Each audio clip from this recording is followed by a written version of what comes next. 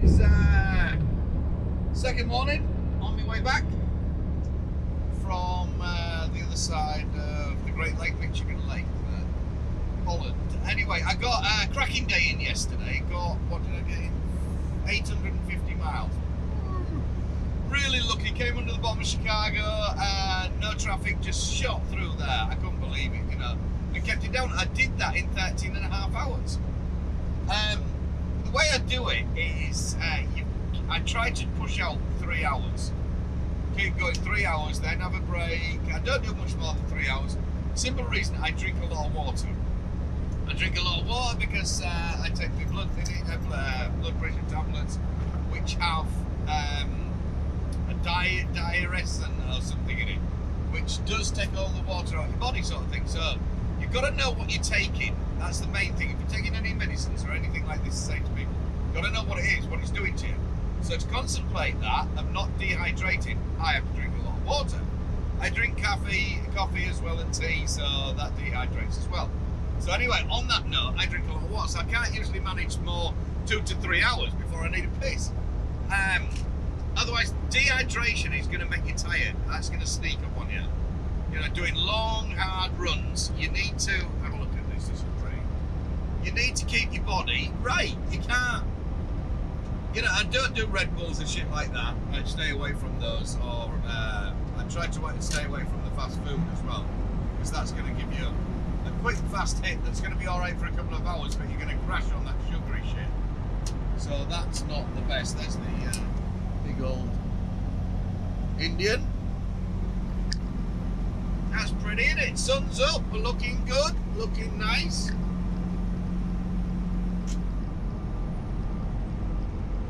Minus 14, it was first thing this morning. Bunk heater, absolutely fantastic. Even when it's from new, at minus 14, it was too cold in here, couldn't keep it warm. But it's working better than it did out of the box from brand new. So brilliant, Adrian, thank you very much again. Star Larker. If you need any fridge repairs or any reefer repairs around the our area, Northwest Washington, give us a call. I'll get in touch with Adrian 24/7.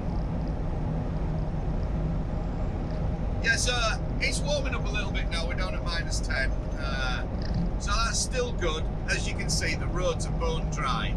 All the moisture gets sapped out of the roads, and happy days.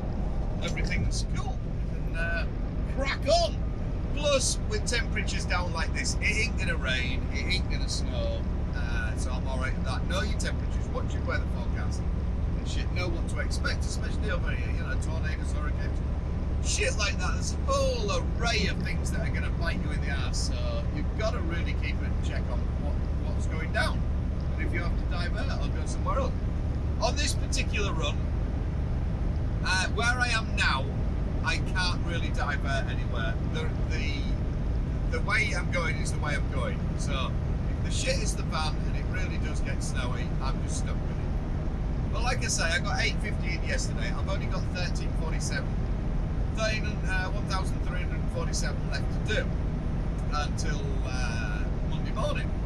So, you know, it's now Saturday 6:30, I was up at 4:30, back on the road for 5, so I don't need to push myself that hard. You must get out, I think. If you want to do long spells of long hours of driving, you've got to get out. And every 2-3 hours, you've got to get out. Not just piss in a bottle and then crack on, jump out your seat. That's no good to man the beast. You need to walk about and stuff like that. Stretch your legs.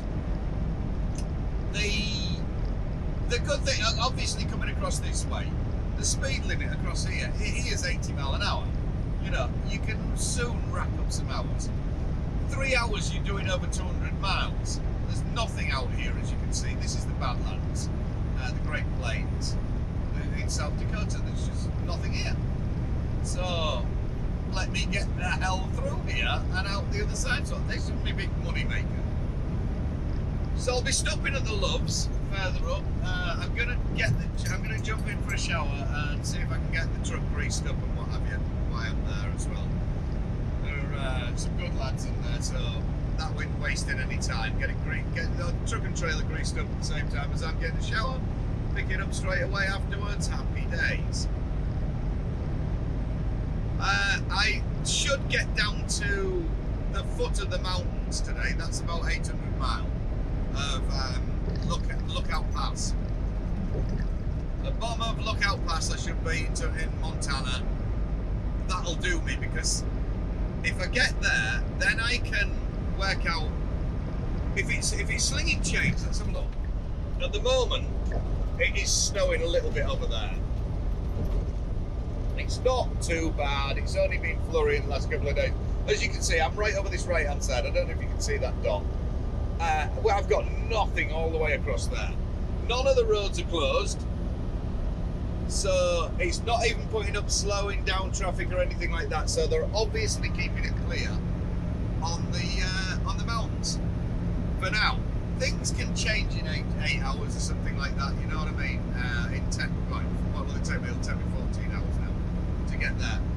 Things can change, and it can dump pretty fast over those mountain tops, which I aren't overly worried about. If it snows on top of the mountains, like I said, I aren't particularly bothered. If I have to sling chains on 4th of July, not 4th of July, I have to sling chains once on 4th of July, very rare. Lookout Pass and on snow, mate. If I have to sling chains on both of them, I'm only going to waste, what, an hour on each one? If that, so it stays to that, jobs are good. You know, I'm happy with that. I've got that little bit of wiggle room to mess about in that. I don't know, you guys will want to see that, because it all makes you happy and want to see me getting stuck out there. So that's the plan for today. Hammer down, head down, and get across here in this beautiful weather. Really is. Oh, we're back down to minus 13 again now. Which I'm glad I fueled up yesterday. It means I don't have to stand up and fuel up. But I did get out this morning and do my checks and everything. That was at minus 14, and it wasn't overly cold out there. It didn't feel.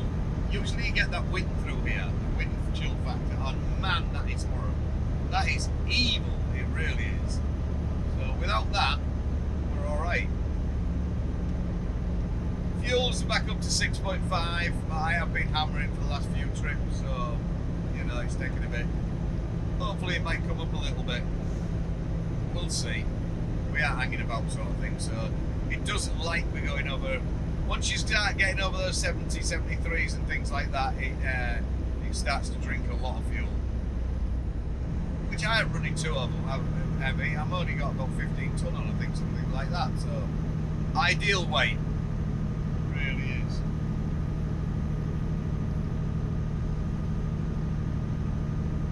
So that's the plan. Get to the bottom of the mountain. Then I have the choice, because I'm running E-log exempt, I aren't bothered about hours or anything like that. If I get to the bottom of the mountain and there's no chains up, I'll go over tonight. If I get to the bottom of the mountain and the chaining up, I aren't slinging chains at 9 o'clock at night. I'll chance it till the morning and see what the score is then, see what the crack is. If they're still chaining up then, I'll have to chain up. It's simple as that. But, you know, I've got the choice then, haven't I? Once at the bottom of the mountain, I'm only, I can do it from there in one hit to Seattle. You know, I can do that in probably 10 hours or something like that, maybe a bit longer. Happy days, crack on, wash your bloody hands. Don't forget to subscribe, press the bell, and yeah, press that. Don't forget to subscribe, press the bell, please, and then you won't miss the thing. Find the child's out road. What's going on? I'll find the child's coming past me.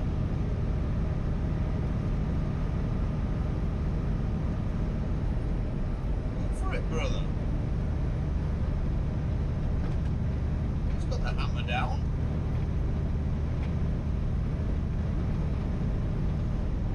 You're good. Right, there we go. We'll catch you all later. Bye-bye. So here I am, just coming into the Loves, and seriously, I can't believe how mild it is. It's like 9 degrees, 9 Celsius. This should be sub-zero. I haven't been over here for 7, 8, 9 months or something like that. And they've built a huge big Loves truck garage thing-mabob there. It's like, wow, that was only a little place last time. That's spot on. Anyway, I had to think about getting the oil, like I said, I was going to get it serviced and stuff like that. Change of plan.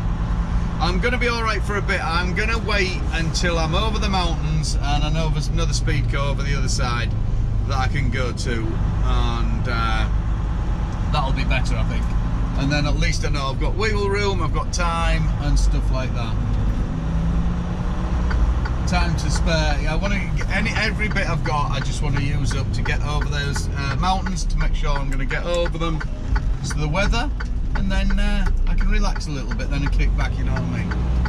So.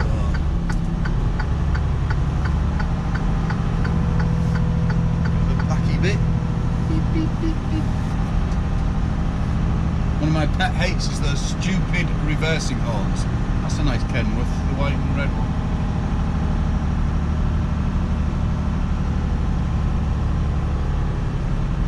With a big old hood on that bonnet. As I've said before, I always find, especially when you're doing reefer work, fridge work, and you aren't doing a lot of walking, it's a lot of just backdoor stuff.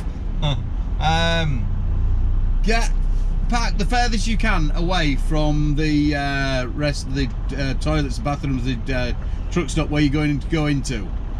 Park as far away as you can. That way you're getting a little bit more exercise. I know it's not a lot, but every little bit counts, you know what I mean? It is what it is when you aren't doing a great lot.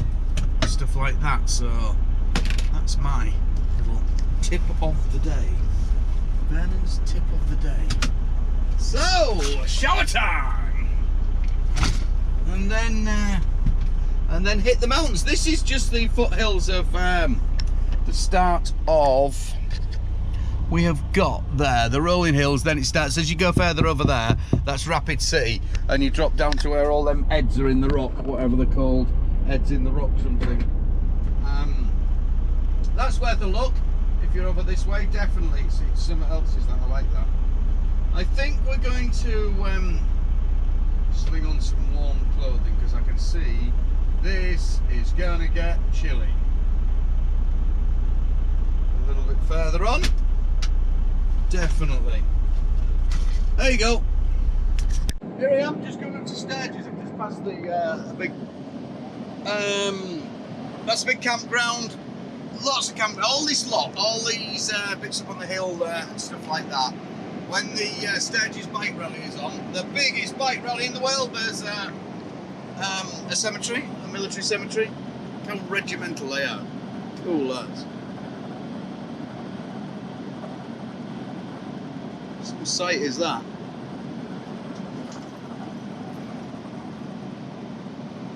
Respect to all the fallen ones.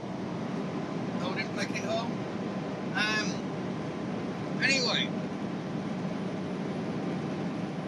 the bike rally. This is unbelievable. Temperature is up at 10 degrees at the moment with the chill factor as I'm driving along. When I was just got out of the Loves, it was up at like 14 degrees. That's crazy. It is real crazy sauce, is that? Anyway, so what I'm going to say is about the Sturgis. If you do come across here, I've said it on other videos, make sure you do the Sturgis rally. Even if the Sturgis rally isn't on, it's definitely worth riding around here, putting it into your road trip if you're doing a road trip or something like that. It is cracking, it really is. A lot of fun places. You've got Rapid City, you've got Spearfish, you've got Sturgis obviously, and you've got loads of others. You've got them gidges with their faces carved in the wall. You've got that, what is it? Devil's Mountain off Close Encounters of the Third Kind. That is a big tick, you've got to see that one. There's a lot of good things around here. You've got all the Black Hills to the left here. and it's just excellent riding, some of the best riding you're going to get anywhere in the world basically. Good roads, good bars, and good food, and a bloody good atmosphere, it really is. Another thing as well, if you are out here and you're out here at the rally and stuff like that, you have to book early. If you're going to camp, you'll get somewhere camped near. Camping you can probably wing it, because there's loads of campsites and plenty of room if you just put in a tent up. If you're bringing an RV, camper, or trying to get a hotel, you need to be booking well in advance, otherwise you're going to be disappointed. You're going to be 10, 20, 30, 40 mile outside of Sturgis, which is all well and good if you don't mind travelling in, so for the rally and things like that, because there's plenty of stuff going on all over the place really. It's not just in Sturgis, it's spilled out all over the place now, it's spewed everywhere basically. Within probably a 70 mile plus radius, you will find things to do right away back into the southern Black Hills and further down. I've done it 3 times now, rally, twice at work and once I rode across here. I've been, you know, pretty lucky. Obviously a biker, and this is the creme de la creme of bike rallies. It really is. This is the ultimate. I've done Daytona now as well. I was lucky enough to get the start of Daytona before the COVID came in hard and what have you, and they shut it down. There's the side stages. Oops, get off the rumble strip. There's the motocross course and the hill sprint up there. This is just all biker related here, man. That's the campground at the back of there for Hog Heaven, right up on there. Good showers, all that malarkey. It's nice, I've stayed on there. They'll even let semis, trucks and their trailer go in there. How cool is that? Trucks and trailers allowed into the campsite. Seriously, crazy. They're very hospitable. Obviously, you'd have to book well in advance. I've got a couple of places I get parked in town that I get when the rally's on that I can usually snuck in, and I haven't had a problem. Yeah, get out. One other thing I was going to say, if you do come here for the rally, don't drink and drive. Don't drink and ride and shit like that. It just isn't worth it. There is a lot of control about and stuff like that, and breathalyzers. And if you do get caught, you probably won't be allowed back in again when you try and get back in again for a visa or something like that. Just isn't worth it. It really isn't. And Canada as well is super strict, even if you've got a drunk driving thing on your license and what have you, they won't let you in or anything. So it just isn't worth it. It really, really isn't. Don't think, I know a lot of people, Jesus, I used to be the world's worst when I lived in Spain.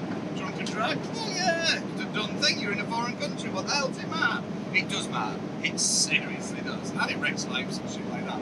Even a couple. The alcohol blood level over here is quite low.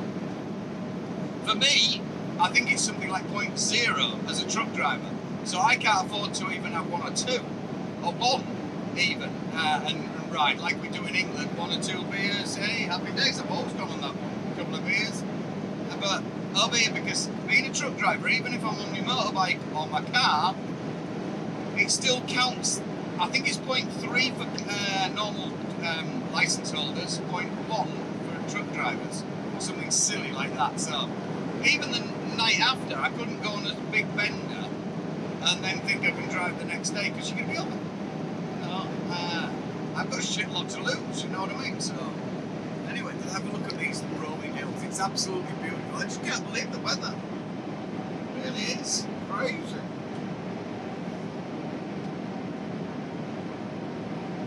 Crazy. You can go horse riding, tracking, shooting, you name it, you can do it here. You have got, I think you've got cougar, definitely cougar, because I know a few people down in the town now. I've got a few friends with stopping here quite a lot because I used to do across this way. For the first year or so, I was doing this way all the time. And one of my friends down in the town, he has sighted a cougar when he was a kid. They were out tracking and it jumped down out the tree and scared him half to death. Good story, but pretty true because I've seen other guys that said it. So they are there. are there in the mountains. These aren't little cats either. These are proper fucking things. There you go. Here I go, just turning off up here and up onto the National, onto the 212, which takes me away from Wyoming and over the top. You know the score. Hopefully the weather's still looking good. 1,100 miles to go. Crack on! So I'm quite away over the west side of Montana now. Here I am in the Rockies. Just managed to get into the Rockies. It was quite windy just before the Rockies. Really bad. This is the bit I'm on about. Where is it? Where it blows through. Just round here somewhere. You get. When I was on about it on the way through the other way. The snow seems to come round here. As you drop down this hill, you'll have nothing till about here. And many a time it's been white, totally white over there, and it's really bad. You got to watch that bit. It'll have you out. It's nearly had me out once, and since then I've been really steady coming down there when it's really bad. You know what I mean? So today's okay. I can't believe how nice it is. It's 8 degrees on the flat. Up on top of this mountain, it's 4. But the weather's definitely on my side. So this is this mountain. How many have I got? I've got 3 more major mountain passes to go over. I love the Rockies. It always gets a bit windy just before there. Well, not always, majority of the time. So, oh, you're going to watch them rocks coming down them hills there. It's just the formation of the rocks, they look gorgeous, they really do. Well, maybe not gorgeous, but different.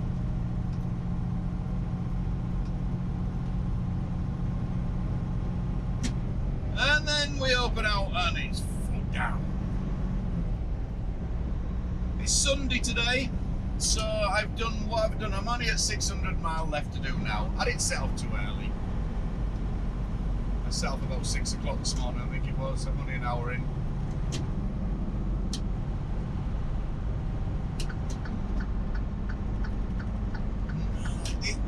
This is meant to be La Nina, which is a 7-year cycle. I think it's either 7 or 10 year cycle, so Steph tells me, of the weather. So this is meant to be a really bad winter. So it's forecast for this year, but I ain't seen none of this bad winter yet. I'm happy with this, I'll tell you. More than happy. This time last year, Snoqualmie had been snowed up for 3 days. It had been shut down. It had been a shit show over there. This time last year. This year, nothing. Well, hardly anything, you know. I have chained up once. Where did I chain up? Oh, the cabbage, didn't I? Have a dead man's pass. So, like I say, hammer down, 600 miles to go. I don't have to be there till 11 o'clock on Sunday morning, but I want to get up on the mountain passes and get over them. And then we can relax. I know I'm home, because once I get onto that west side, into Seattle, I know for a fact I can get home there because we're too close to the coast. It ain't gonna be very rare. Give me bad snow there. So that's the update, guys. Wash your bloody hands and we'll kick ass. So I've come off the freeway and decided to do a bit of a diversion. This is something Winds, I think it's called. I'm in Montana still, and it's not diversion, it's a loop, scenic highway loop. Thought I'll try this way.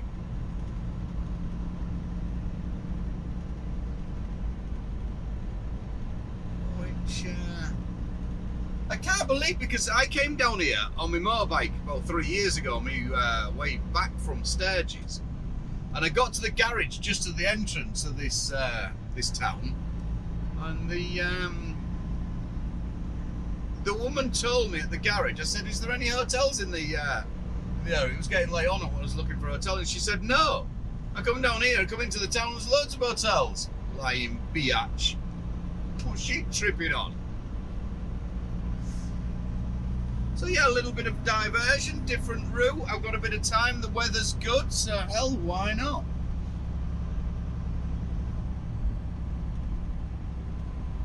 Definitely, it just basically, to me, what would that be? To the south of me, no, which way am I going? I'm going north. Never eat sausages on Wednesday. West. To the north of me, just over that mountain on the right, that's where the highway is, the freeway over there, and this is just a little road missing out all the towns and shit like that, going around this side of the. This will have been the original road. Pretty cool, really. Taco time.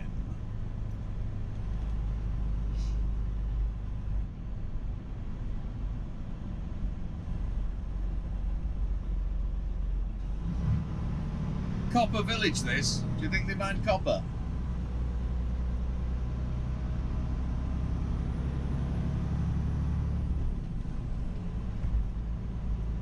Should be pretty on a night with all the lights lit up a bit.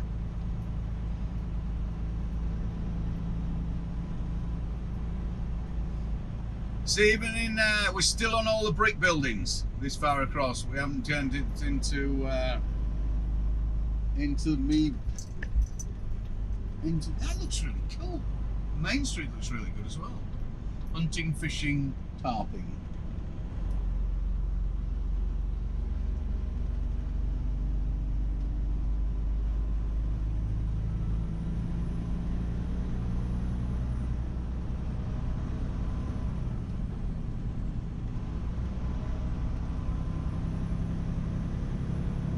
And we come up. I'll be coming up to a big old lake.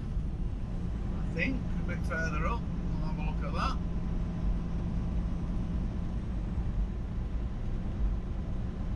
Still very windy. In 1/4 mile, make a sharp left turn on West Park Avenue. Nope.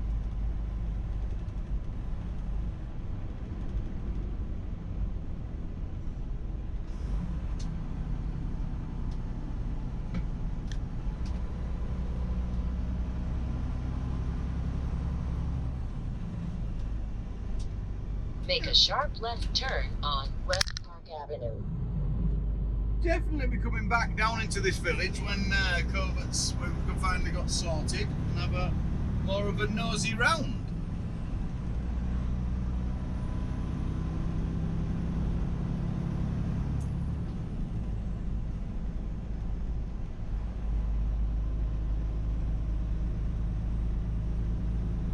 Father Christmas is in a helicopter back there. There you go.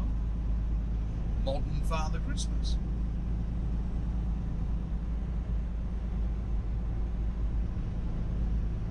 Don't forget to subscribe, please. Subscribe, press the bloody subscribe button, press that bell, press that bell. We're doing really well. We're up to over 4,000 now subscribers. It's going good. It really is. Thanks to you lot. Thank you all very much. We're going to sort some different stuff out, some live stuff and shit like that. So hang in there. It's going to get better. And we're going to get Stephanie a new laptop, the wife, so she can maybe jazz it up a little bit and make it a little bit more interesting, because at the moment we're just she's just doing it on her phone and struggling a bit. So that's the plans. Keep in there, guys. I'm starting to think maybe Vern's scenic route might not be the grandest idea. Oh, that's pretty. With places like Storm Lake and things like that. It's like maybe it wasn't one of my wisest moves to take a scenic route in the middle of winter, when they're into winter. You know? Not one of the brightest moves, but hey ho. I don't think I'll be coming this way anymore this year. Right up until, I think that's definitely going to be the last of it on up here. This obviously takes me right over the pass. Yeah, schoolboy error. Note to oneself. Past October, do not do scenic routes. Oh, that's pretty though. Shit, that's pretty.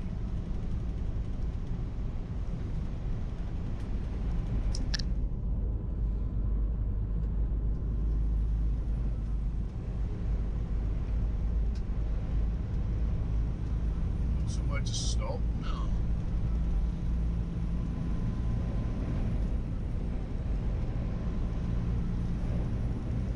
Hopefully I'm at the top of it. God.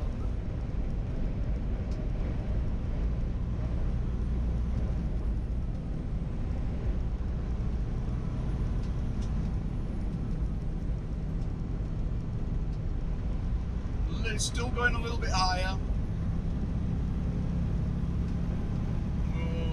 It's only, what am I, 40 mile back to the freeway, so it should be right. Too far in to turn around.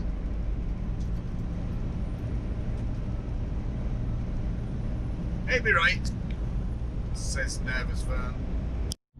Look at that, we're lake fishing. Drilling it all in, it's cool. Huh. There you go.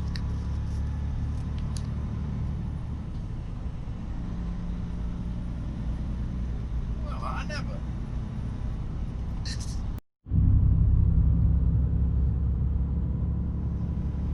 My God, this is windy up there. This will be, probably impassable soon today.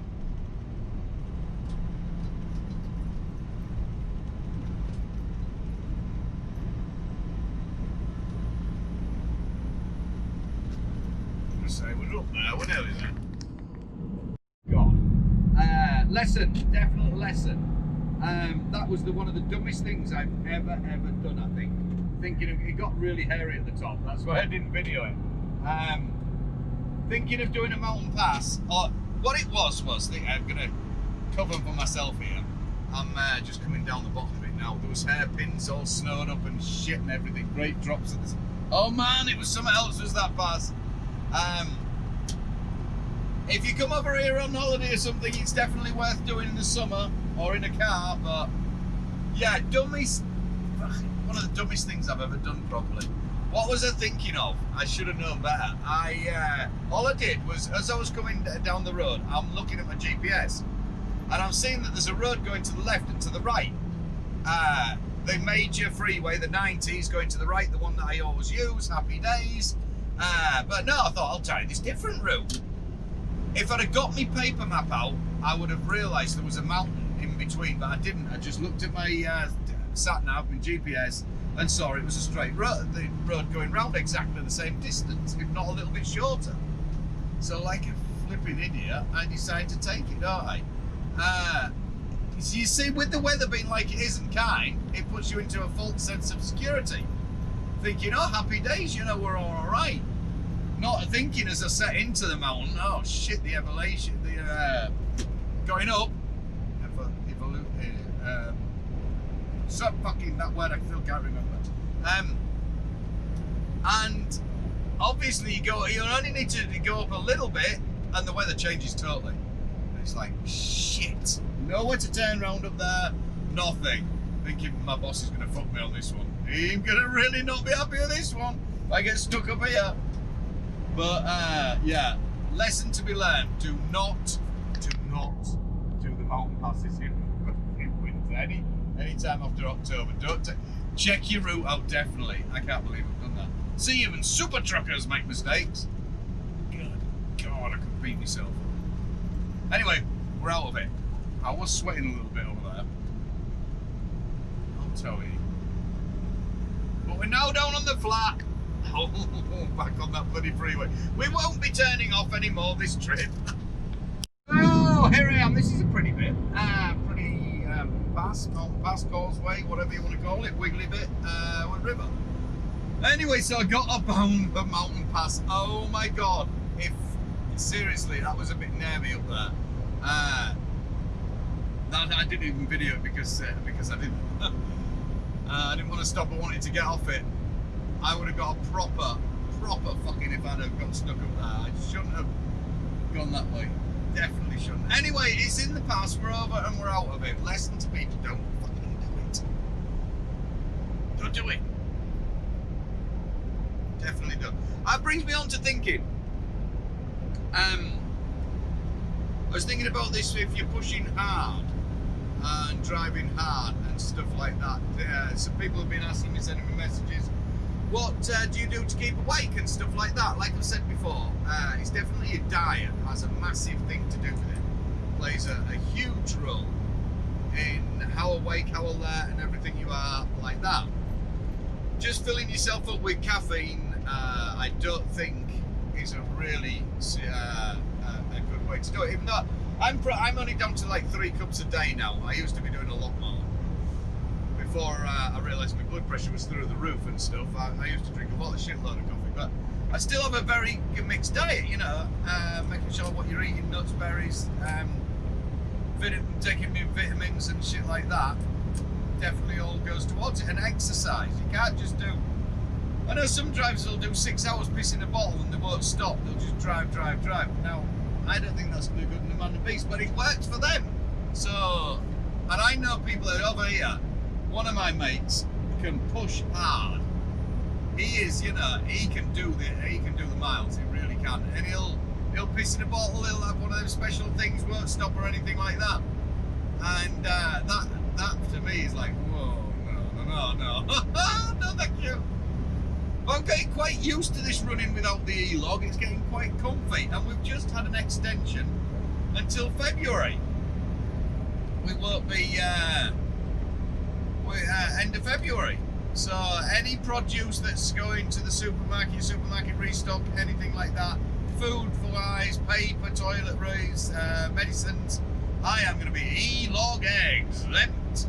Which majority of the time we have plenty of time to get there and stuff like that. So that ain't a worry. It just means I don't have to have a 34 if you do play it right. I can get home quicker. This time of year, especially with COVID, I don't want to be sat out anyway. I'm here to earn money. That's what I'm here for. We aren't doing the restaurants and shit like that like I was. A lot of them are shut anyway, closed, different states, have different rules. So, another one is the, what is it called? The Alexa app. I have my audiobooks and stuff like that, which the wife will, she put one on yesterday. She has it up on the website, she does all that malarkey. Like I've said before, she's a star larker. She's the backbone there and keeps me rolling. She'll find me a book that she thinks I'm interested in. At the moment, I'm just halfway through the Sonny Barger one. One of the heads of the Hells Angels in the beginning part. Fantastic story.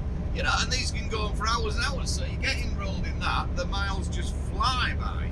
They really do. So I think that the audiobooks are a good thing.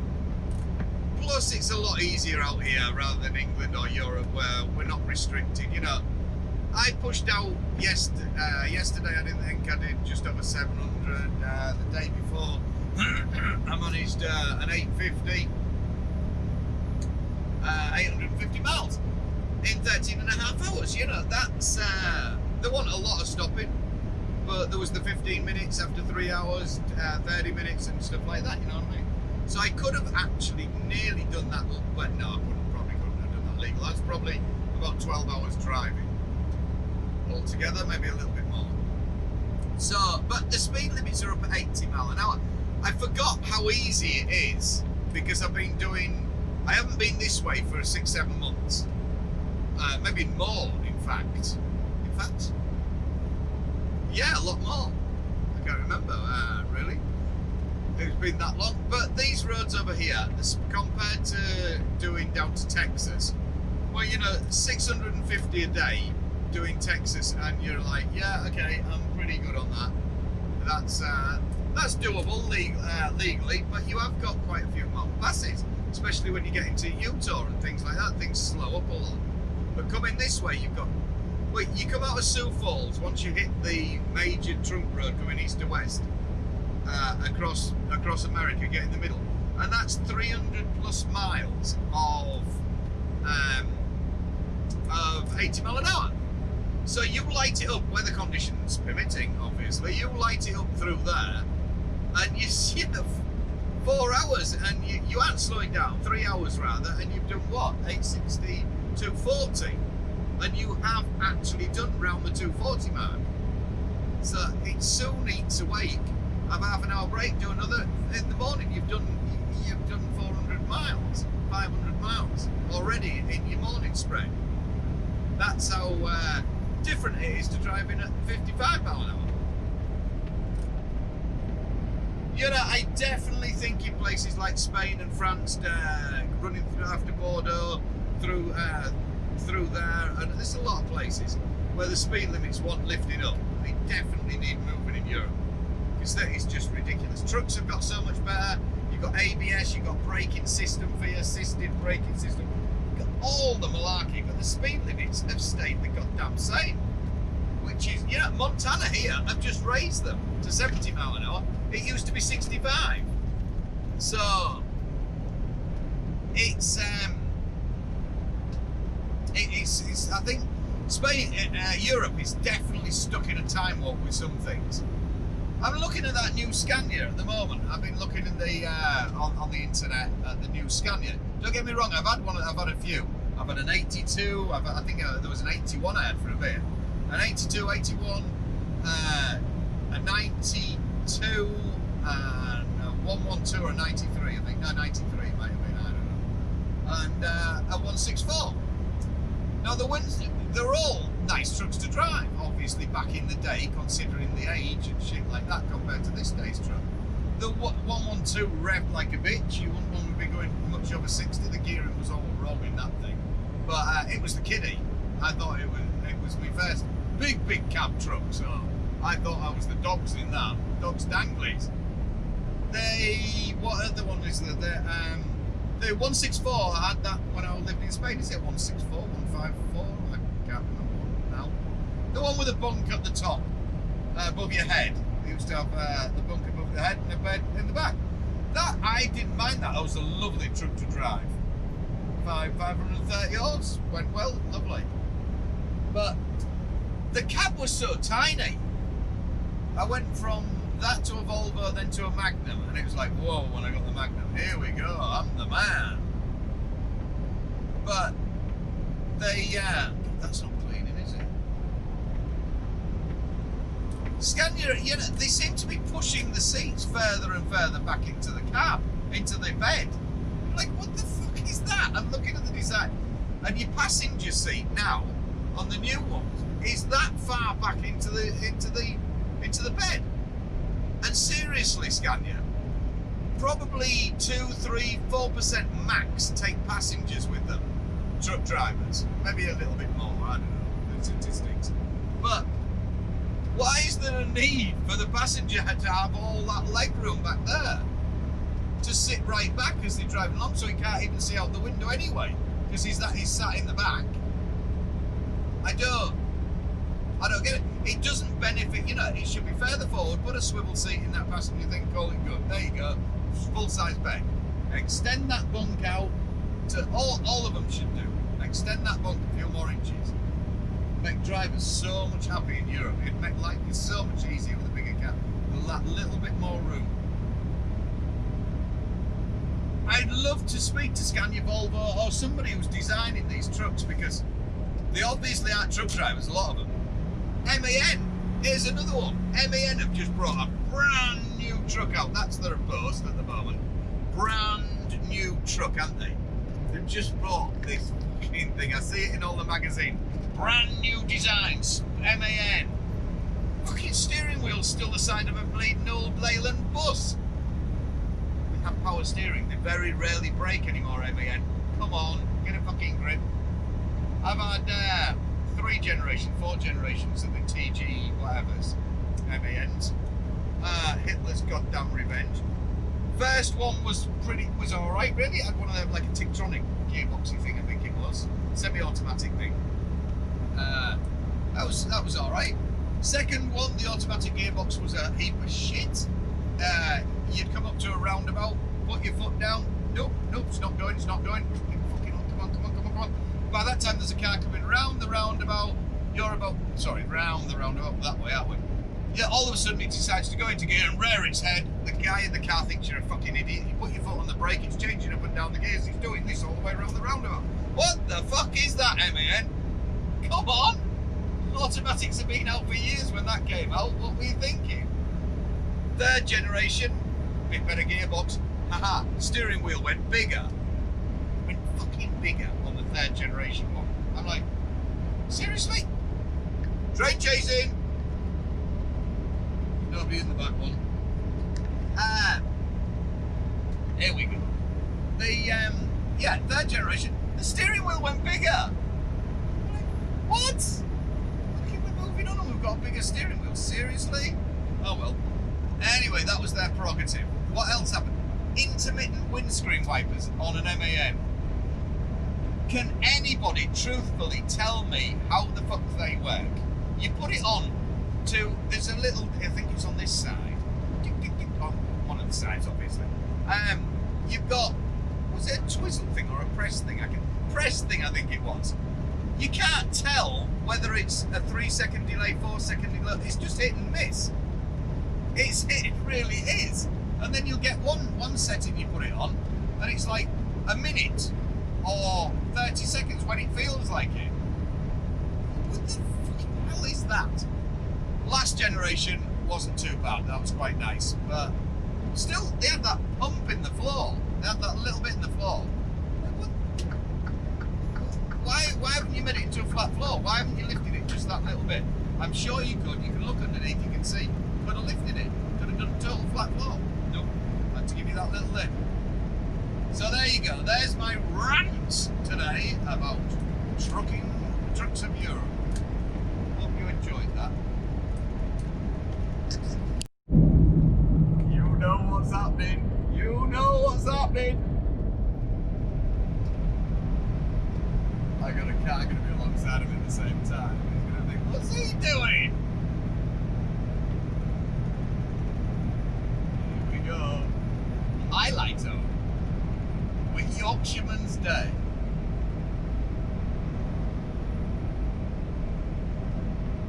Probably won't hear if he's got his windows up. I need a louder horn. Louder horn is needed.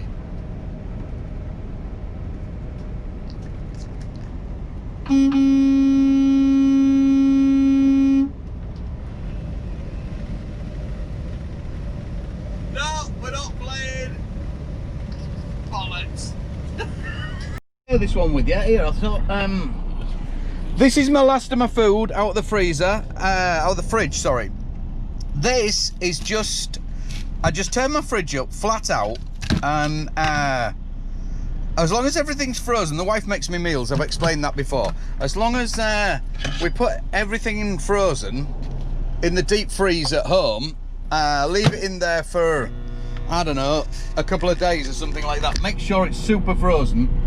I can last a full, this is 4th of July turkey, it's just the broth basically off the bone. The wife boils it all up, picks all the bits off and stuff like that, adds a few vegetables, bit of pasta, stuff like that, chucks it all in, and jobs are good. But that's by the by what it is. What I'm trying to say is, you know, you can save so much money. Obviously, I'm the only one working in the family, so we can't go mad on money, and I can't go out eating all the time and things like that. So we've got to be a bit careful with the money that we earn.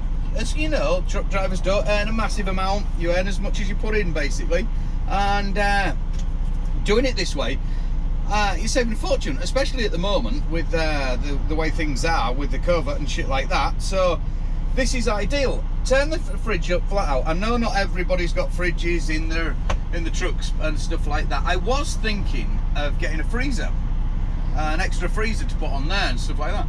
But to be fair, as long as I freeze it up first, nice and frozen and shit like that, all the meals, put them in my freezer, turn it up flat out. It's lasted, what have I been on the road now? What day is it? Sunday. Unload tomorrow, back Monday.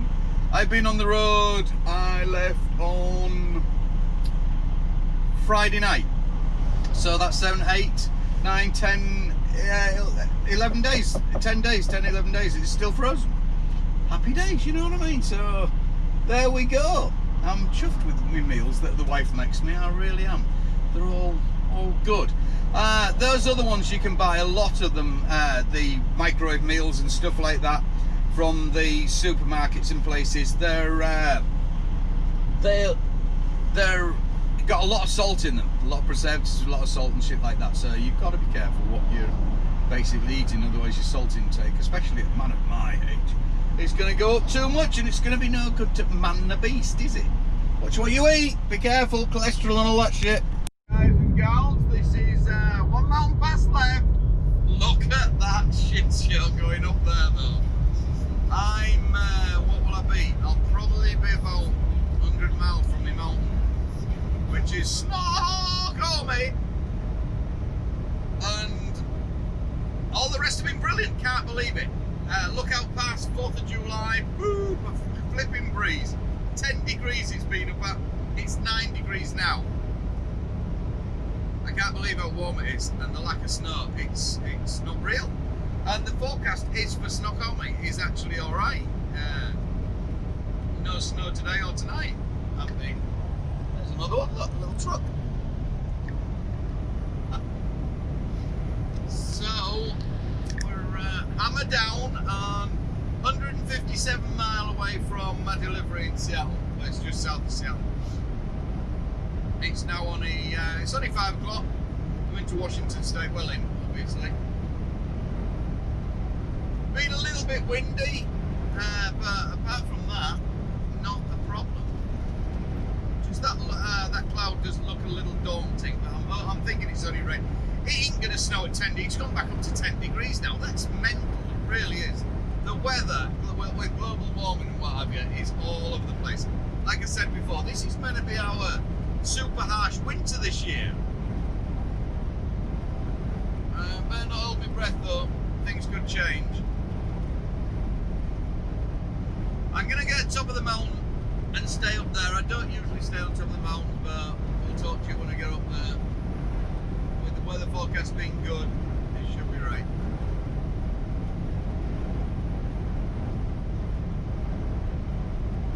Here we go, hammer down. I'm up on top of the Snoqualmie Pass. Turn right on Washington 906.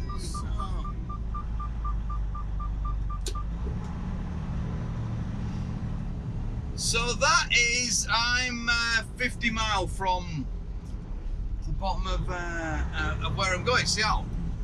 I don't usually stay, I've said before about don't stop on top of the mountains, don't stop at the, if you've got enough time, get over the mountain and shit like that.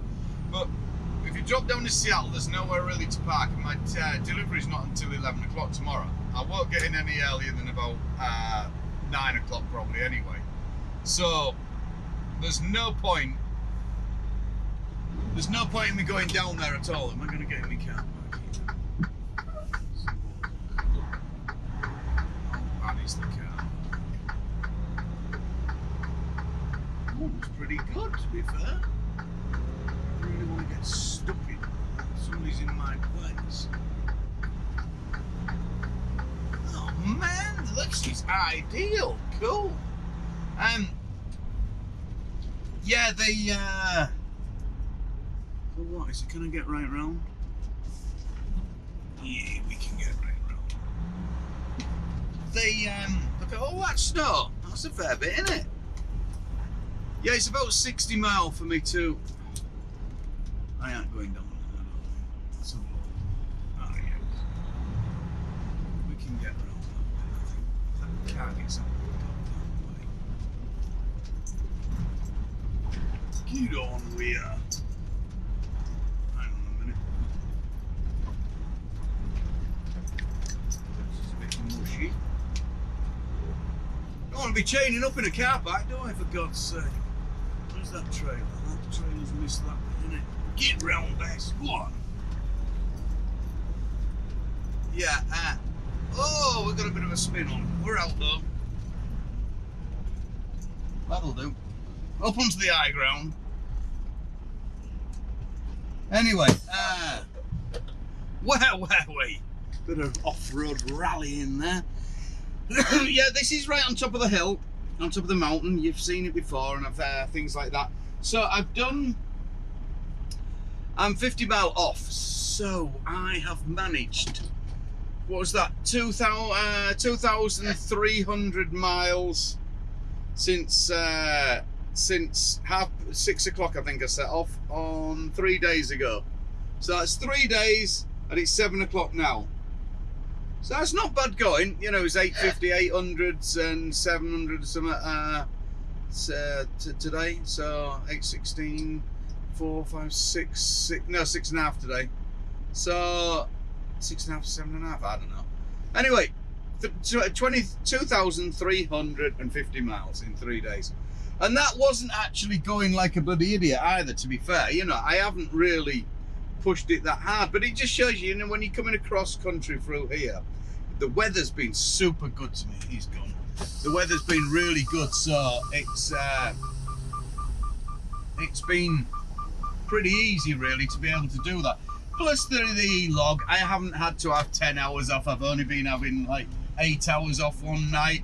I had 11 hours off last night. You know, I was because I knew I'd done it on the first couple of days. I knew I'd kicked hard, and then you can afford to sit back in that. The only thing is, I'm starting to get used to all this running without the log and stuff like that now. So it's going to be hard work when we go back on it. Anyway, we'll cross that bridge when we get to it, won't we?